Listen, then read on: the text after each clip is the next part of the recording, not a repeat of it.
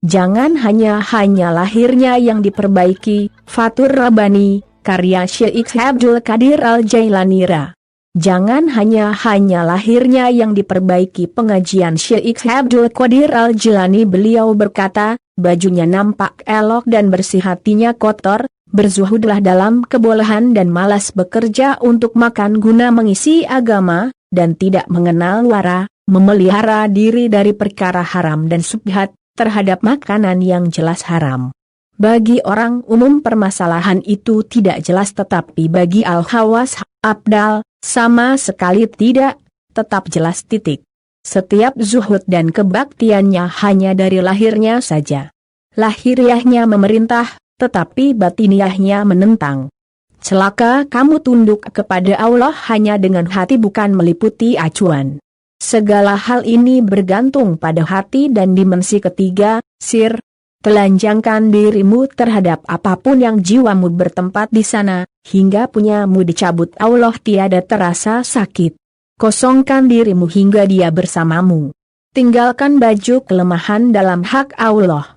Lepaskanlah baju keberhentianmu bersama makhluk dan persekutuanmu bersama mereka. Lepaskan baju syahwat, baju dungu, baju ujub dan baju nifak, juga baju cintamu menerima makhluk dan penerimaan mereka atasmu, dan pemberian mereka untukmu. Lepaskan pakaian dunia dan pakaian-pakaian akhirat.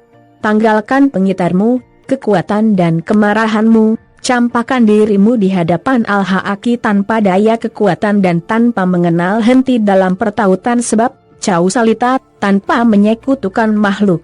Bila engkau laksanakan ini, engkau akan melihat kelembutan Dia datang mengitarimu. Rahmatnya terkumpul untukmu, nikmat dan pemberiannya menutupimu. Tujulah Dia, putuskan dunia dengan telanjang. Jalanlah kepadanya dengan terputus dan terpusat dari selain Dia. Tujulah Dia dalam pencarianmu, yaitu pencarian yang bisa menyatukan dirimu dan mempagutkan jiwamu dengan kekuatan lahir dan batin. Sehingga kalaupun keberadaan ini terkunci untukmu dan yang berat dibebankan atasmu, engkau tidak merasa berat, bahkan di sana Ia menjagamu dari kelenyapan makhluk melalui tauhid yang engkau genggam, mengosongkan dunia dengan tangan zuhud dan mengosongkan segala selain Allah dengan genggaman cinta. Sungguh sempurnalah, baik dan selamat, dan beruntung mendapat kebaikan dunia dan akhirat.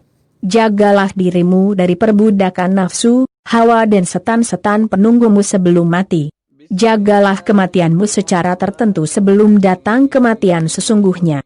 Wahai manusia, sambutlah seruku ini, karena aku berdoa kepada Allah untukmu agar dirimu tersampai ke pintunya serta menaati perintahnya. Aku tidak mendoakanmu agar dirimu sampai ke pintunya serta mentaati perintahnya. Aku tidak mendoakanmu untuk diriku pribadi. Orang munafik itu tidak mau berdoa kepada Allah untuk manusia umum, tetapi ia berdoa untuk diri sendiri, pencari untung dan penerima untung.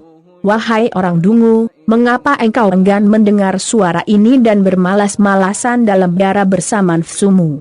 Pertama kali yang engkau butuhkan adalah persahabatan dengan orang-orang alim, membunuh nafsu dan segala sesuatu selain Allah, baru memungkinkan kamu memasuki tempat mereka. Maksudku adalah, orang berilmu, setelah itu menyendiri bersama mereka dan bertempat dalam kediaman sendiri bersama Al-Haaki. Kalau demikian sudah jelas sempurna atasmu, niscaya engkau akan merubah menjadi pengobat manusia lain, menjadi penjembat memperoleh petunjuk atas konsesi Allah. Lisanmu terpelihara tapi hatimu maksiat. Lisanmu penuh memuji Allah tapi hatimu lari darinya. Lahirmu muslim tapi hatimu kafir. Rupanya hatimu seperti gamping yang runtuh dari rumah mandi.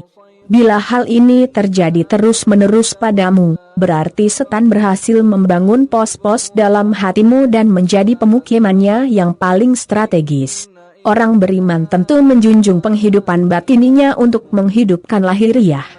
Mereka laksana pekerja rumah yang memberi harta kepada setiap orang yang memasukinya, padahal pintunya runtuh. Setelah penghidupannya sempurna lalu mereka memperbaiki pintunya.